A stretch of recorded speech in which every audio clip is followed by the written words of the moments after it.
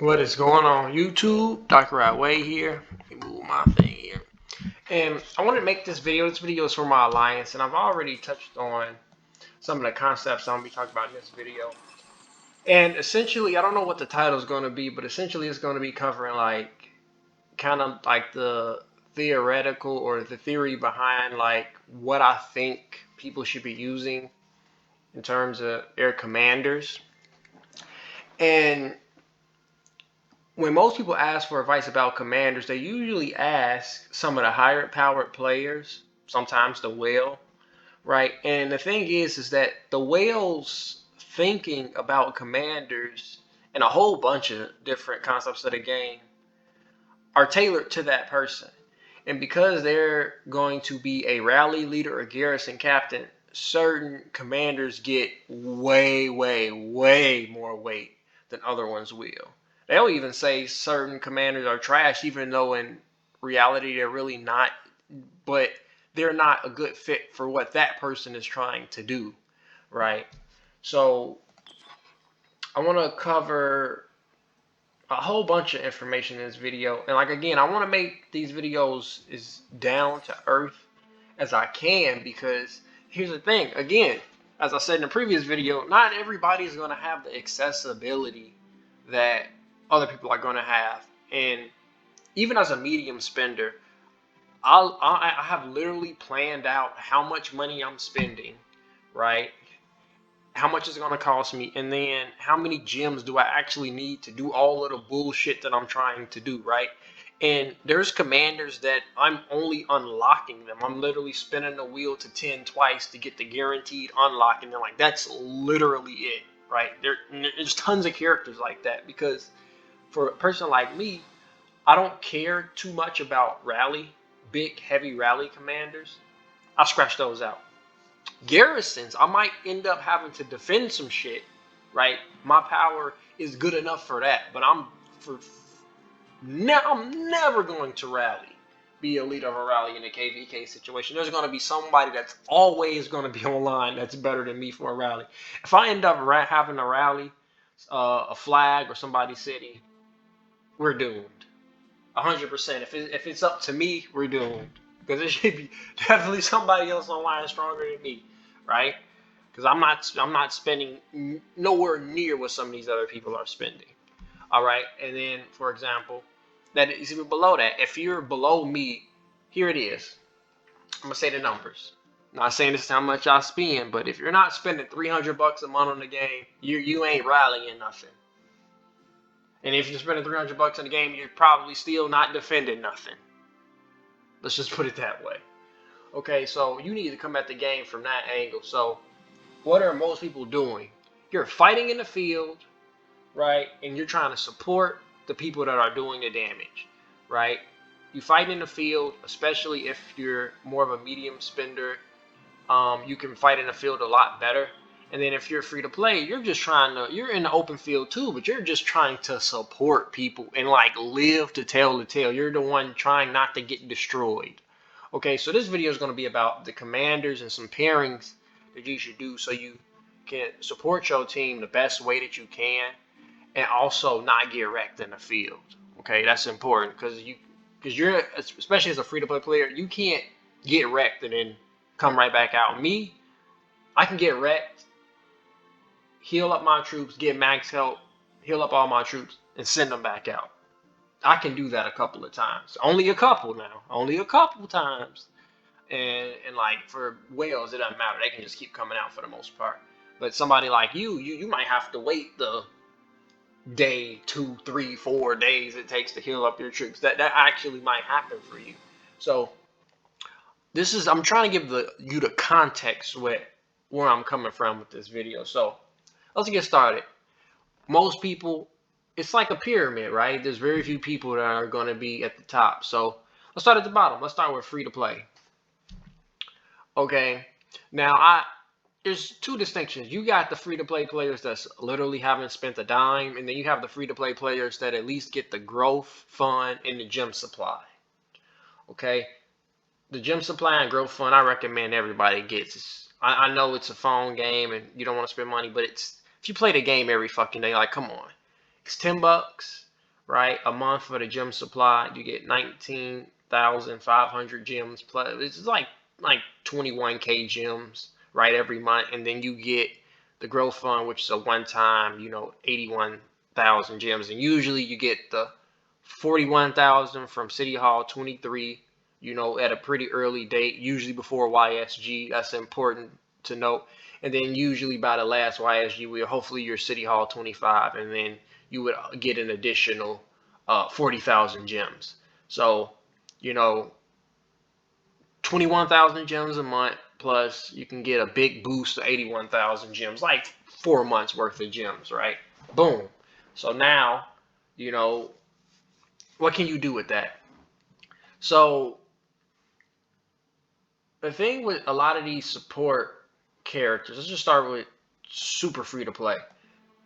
The thing with a lot of these support characters is that you're going to put a target on your back if you come out with like the Ethelflaed, which has probably the best debuff ability in the game. And while she does have some tank, right, she's just going to get focused. So, I mean, like, it just doesn't even matter. Like, you're going to get melted. She wants to bring mixed troops, which is typically not the play. You want to usually just bring, one troop type. You'll lose out on 20% attacks, but whatever. So be it, right? The debuff is good enough. So a lot of times, right, especially later in the game, you want to put the Ethelflaed behind somebody, right? You want to put her behind somebody. So the tankiest person you can put her behind is the Sun Tzu. I mean, everybody's going to have an expertise Sun Tzu pretty early on in the game, even if you are free to play. I recommend doing that. If you can't do anything else, like, this is super accessible to anybody. You can put her behind the Sun Tzu, and like a build that I would work towards is that you really want that march speed, because Sun Tzu has like no march speed, right? So you really want to let's see here.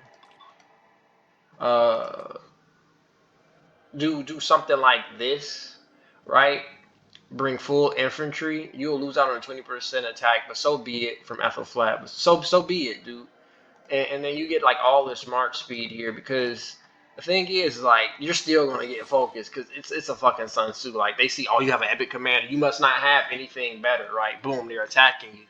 So having that march speed 100% helps, right? But at least the Sun Tzu is kind of tanky, and then you got Ethelflaed behind it, right? Good combo, and that's the kind of strategy with the commanders that I would have as a free-to-play player, and even more so, Ethelflaed is debuffing the enemies. What if you just wanted to support your allies? Well, the Sun Tzu primary with the Joan Arc, again, you're trying to hide, right, the support commander behind, right, behind something that it's like, okay, I don't really want to fuck with it, right, so you don't get focused. So, like, Sun Tzu again with the Joan Arc makes sense, right? What are some other things you can do? Like a good other secondary, generally speaking, Boudica is fine. Solid damage debuff reduces rage, which is relevant, right? A little bit of healing restores your rage. A little bit more damage focus, but okay, whatever. I would recommend that for free to play. Even Pelagius, right? Like, cavalry is really good, speedy, and like, you don't want to get wrecked, and they offer you the most movement speed. And in fact, you get even more movement speed when you're lower. I would recommend something like this, right, to a free to play player, especially Cavs. Now, he doesn't have any inherent march speed, but that's okay. You can actually pair him with like a Belisarius, which will give you more speed, especially if you run Belisarius as the primary. He'll definitely give you more movement speed through a lot of these other talents in the ability tree. Okay, right? What else can you do? So now that's like super free to play. Like, honestly, if you were super free to play, didn't have none, if you wanted to just bring out one premier march, and it had to be all epics, Sun Tzu Joan, 100%. If it had to be epic, Sun Tzu Joan, or the Sun Tzu Ethelflaed, because she might as well be an epic because you're gonna get her up there eventually, right? Super strong. I think if you're gonna bring out one march, and it had to be epic, right? It just had to be. I think that's the best thing that you can really throw out, right? What are some other noteworthy things that you could do? Uh, Eventually you're gonna get some amount of gold keys. I think a cool combination is Herman with LC it, especially if you have a couple of people in on the strategy. Where's my Herman? So the thing what Herman is that he does give you he doesn't have as many of the stats that actually help you fight, but the march speed is relevant. Do not, and I repeat, do not underestimate march speed in this game in the open field. It's super relevant, right? It gets you to where you want to go faster, and it gives you the option to run away if you need to. I think a really good build would be to obviously get rejuvenate, and then get this march speed over here. There's a lot of march speed right in here, right? So you can get the rejuvenate and then work on this side, right? And then get razor sharp, right, for the rage gain, and then you can get LC it as the secondary. Just a 5-5-1-1 or a 5-1-1-1 LC it is fine. Mainly because the thing you're going for is you're trying to disable the enemy, so you get a 3-second silence chain with both of them.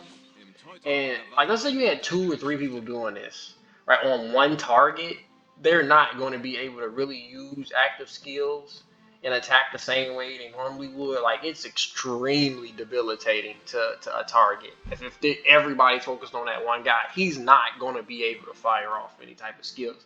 And I think that's relatively noteworthy. Now, you know, again, it's archers and cavalry is going to kind of tear you up. And then you have a Herman primary, so like you're going to get focused. But at least it's like okay, right? At least the idea is there that you're trying to disable, right? Again, I wouldn't even recommend too many more marches. It's like if you're super free to play, right? Now, what would I recommend if you were, you know, getting a couple of gems, you know, just getting enough gems to do something, right? I think even cooler thing that you could do is get Richard to 5-1-1-1, right? You get the damage reduction, the healing factor, the march speed reduction, right, on enemies. That's cool. And then he's a character that you usually don't want to like fight. You're not the first. He's not going to get attacked first, right? They're going to ignore him and try to go for somebody else. So I think like even that debuff is really relevant. 30% damage is a lot, right? So like let's say it's the same thing. Like you're not gonna have too many commanders. This is like an early game thing. Like you could do Richard with the Sun Tzu secondary or Sun Tzu primary really, and then the Richard as well. And then like I would recommend the same thing, getting as much march speed as you can. You really like the right side of those specific unit trees because they give you a lot of march speed. And I think that's relevant. Like you could do again like Richard Joan, like it's just a better Sun Tzu, kind of like you're hiding the buff. And then you know Mulan just is more of a newer character, but like eventually you're gonna have like a 5. You can get like a 5-1-1 Mulan, and then like she's buffing all sides and giving you a, you know, a little bit of march speed, relevant, right? And then that's just like an easy combination that you can do. And as a free to play player, I wouldn't even really be throwing out more than like 1 or 2 marches, right? Because you can't afford to heal those marches if they get fucked up. So just, you know, spend within your means in the sense of resources. Like if you're going to send all of these troops out, then you want to make sure you're coming out with something that can actually tell the tale, live to tell the tale, not some poppycock bullshit, right? That's what I would do, you know. And then let's say you had a secondary march, right? You could do you could do like a Sun Tzu with like the Ethelflad, and then because the skill damage increase is actually pretty good, and that's like hella rage regeneration, especially if Ethelflad was the primary. You had the Sun Tzu behind her, but I would just do Sun Tzu, Ethelflad to hide the Ethelflad, and then you could do like the Richard Joan. 2 great support marches, easy. Easy. Or you could just do Sun Suma Mulan, like, oh, fine, just full infantry, right? Both are just full infantry. Counters the calf, you good to go. It can be literally as simple as that. Don't even be looking at all these other commanders like that. Like, yeah, okay, fine. Like, Pelagius is more for damage, right? That's not your job on the battlefield, right? To do damage. So I would kind of ignore him, right? Same thing with, like, Uji has a debuff, so okay, fine. Right? Cares about everything. Okay, fine. You know, it's an okay parent. You could use it, right? The debuff is supportive. As much as I like the Cleo, and it's like, it could be better. Don't use Cleo. I even think Martel can be interesting, but he's more geared towards doing damage. I would ignore him for the most part. Obviously, you're gonna have a CPO. I would kind of ignore him too. Not enough march speed. I mean, he can be pretty tanky, but if you're going for this, go for Richard. I recommend that everybody try to expertise YSG. Once you do, even though he's damage focused, he's just so good at so many things, and we'll get into that later, right? He's just so good at so many things. You for the most part you can ignore Caesar, Mehmed, El Cid, Freddy.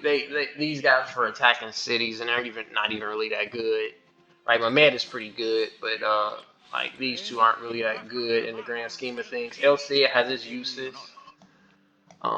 Again, like Osman, I would steer you away from Osman if you're just trying to be a free to play, because you really just want to be buffing other people or debuffing the enemy. You don't really want to honestly do anything else, right? I do think Baibars can be used because he does have that march speed reduction, which can be prevalent if you were like a little bit of a stronger player. I can see like if you do like a Baibars, Pelagius, doesn't really matter if it's the primary or secondary. That can actually be pretty good in an open field. If you wanted a little bit more punch, right, and still slows the enemy so they can't run away, I think that's useful. Okay, so those are your options. I'm like, again, it's not a whole lot of them, right? Like what you really, gunning for is you using these commanders. Now, once you get super later into the game, right? If I had to tell you to invest in another commander after YSGU expertise, which will take you like a year to do, it's just facts. I would look towards doing Constantine or Alexander the Great. And Alexander the Great is way more accessible for a free to play. And I say free to play, like including the person that buys the gem supply. You're gonna need the gem supply and the growth fund, right? I think these guys are really good. And they come out early enough where I think they're good. And then the thing with these two commanders also that makes them a lot more accessible is like the skills are more or less in order of how you would want to buff them out. And they're good as 5/1/1/1s as well. If you like literally just can't get them expertise, like it's totally fine. Right now, Constantine is from Mighty Governor, and Alexander is from the Wheel, so Alexander is more accessible. But you can get Constantine eventually from Card King. It's going to take 12,000 gems to guarantee the unlock, right? 12,000 gems will guarantee, but you can actually unlock them for a lot lower if you get lucky in Card King. But 12,000 guarantees to unlock, right? And you end up getting 12 sculptures. If you, I think I'm not gonna talk about that. I don't want to talk about the numbers. 12,000, literally, you unlock them and you get 12 sculptures guaranteed. Boom. Okay, and the reason why I like this is because it's tanky as hell, and it's very good in the open field as well. It has a support tree and infantry. Infantry, I think, is the best free to play unit to work on. Honestly, a lot of the commanders that you want that are geared towards tanking and how that support aspect, you usually want to use all infantry for those types of activities. Okay, now he has a crazy good buff, reduces the damage taken by everybody near him. 5 seconds is a long ass time. He reduces the target's attack by 40%. You last even longer, right? Hella infantry health, right? And that's like the best stat, Like 40% infantry health. Like it can't get more premier tank than that. And then like, okay, fine, you don't care about the garrison. Here's the thing: 5-5-1-1. Right? He has this big heal. I won't talk about this ability, but it is relevant. Like even in the field, like this is like so good, right? To just have these first two skills maxed up for a very low investment. You get a lot of value out of this. And most people recommend that you try to just go all in on one character. But if you had to split, your attention, I would still expertise YSG first. But once you finally can get this guy from Card King, I think it's a very great investment for somebody that's free to play, because he doesn't care about your tech or nothing like that. He's just there to soak up the damage, and then you will start having a lot more options, right? You compare him with Jonah Arc, and that's just like an insane buff march, right? And the thing is that they're gonna want to try to take out a Jonah Arc on the field, but it's like you're fighting up against a Constantine, and you're just tanky as hell, right? They don't want to fight you, but you're doing like this crazy debuff, right? And that'll give you another option to hide behind, one of your buffers. You can hide one of your buffers with him, right? And like eventually you're gonna get to the point where you're gonna want to do damage, right? And this is where Alexander comes in. He gives teammates a shield, the one that needs it the most, right? He gives himself a shield. Great, right? He reduces healing, and he does a considerable amount of damage factor on this ability. Like, holy fuck, 1700 is a lot, even if it is 10%, right? Then you get like the desperate infantry march speed that you need in attack. Right, and then if you make it this far, if when you have the shield active, you either get attack or defense. Defense when the shield is active. If you expertise them, right? This is a big kahuna. Up to 3 enemies in a circle area take 30% increased damage for 4 seconds. If you want to talk about supporting your team and making it so your heavy hitters do a fuck ton of damage, and if they get low, which is probably not going to be them getting low, but it's probably more you getting low, but you'll still give them a shield. If they do get low, you get a shield. It's just if you expertise this guy, it's back breaking. Like oh my god. On top of you actually doing pretty respectable damage. And again, if you're going with some of the commanders that I've already mentioned, right? If you expertise Alexander the Great, you expertise the YSG, I would still expertise YSG first. Go all in on him right first. Don't spend any sculptures on anyone else. Universal sculptures for anyone else. You can do an Alex, YSG, and I mean that is very, very powerful, right? You're hiding your E-Song right behind somebody that, they would attack, but it's not like a priority. You're not going to attack the Alexander the Great first on the battlefield. You're probably going to get the squishier targets like a Genghis Khan, or you're trying to get somebody that's running E-Song primary out of there. You focused on the epic commanders, getting them off the field first. Ethelflad, Joan, you're trying to get them off, right? And then like you can do some other, interesting things. Like again, you've been all in on the infantry, right? So you could do something like Richard with Alexander the Great, right? Or you could do Alexander the Great primary with Richard as well. And that'll get, and if you do the Alexander the Great first, it's just a matter of having more damage. Alexander the Great is the primary versus Richard as the primary. And then, like, again, you can have the 5-1-1-1 Richard or the 5-5-1-1 Richard, and it's fine, right? Very relatively low investment, right? And then you can just invest into the Alexander the Great and the YSG. It's just so good. It doesn't get much better than that, right? So then you got that option, or you can split up Richard. You can split up Richard and Alexander the Great. So you do Alexander the Great and E-Song. You can do like a Richard and Ethelflad, or a Richard and Joan. Or better yet, here's your 3 marches once you actually get to that point. Here it is. It comes out of my. You do Alex. You can do Alex with E-Song. That's damage. Whole bunch of it too. And you're still supporting your other marches. Constantine, Joan. Right? You're doing tons and tons of tanking, making everyone else tanky. And since these are all infantry marches for the most part, right? It's like you're gonna need to train up a lot of infantry, but fuck it, just train up a lot of infantry. It's fine. Like, there's nothing wrong with running all infantry marches. It's not. And you got the Constantine with the Joan, and then you also have the Richard with the Ethelflad, just to hide Ethelflad, right? Those are all, marches that aren't going to get prioritized first, besides for the Alexander. But the Alexander is getting a lot of, support, because you're, stopping how much damage that your marches are taking, right? Slowing them down.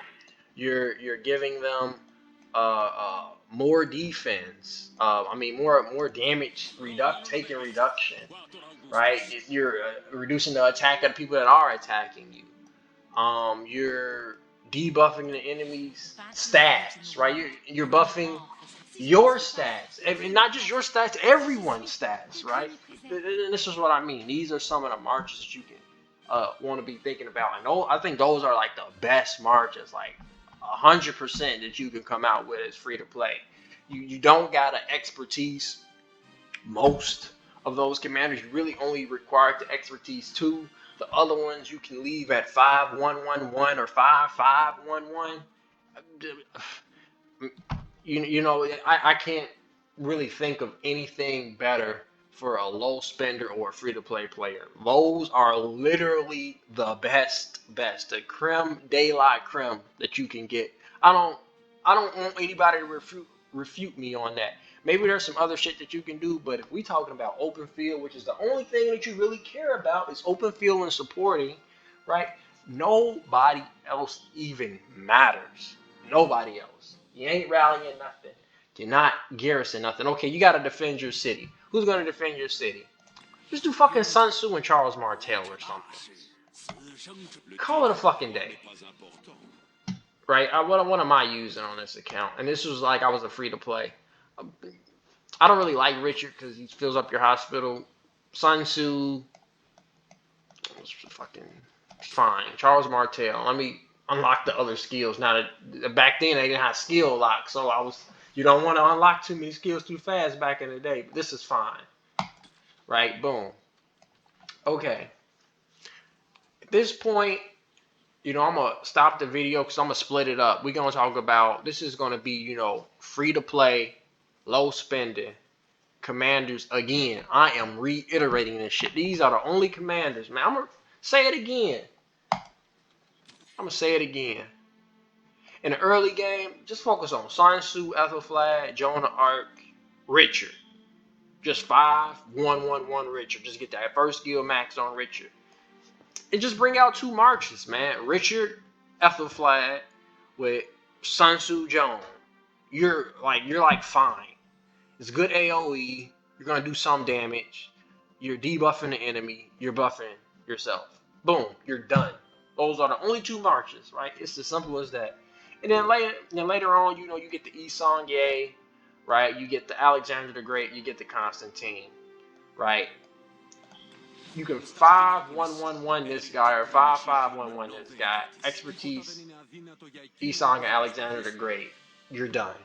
Don't all the other commanders don't even matter. Like, at some point maybe you decide, okay, I want to start spending money, then it changes, and then I'll have a video that covers all that bullshit in the next one, right? But literally that's it, right?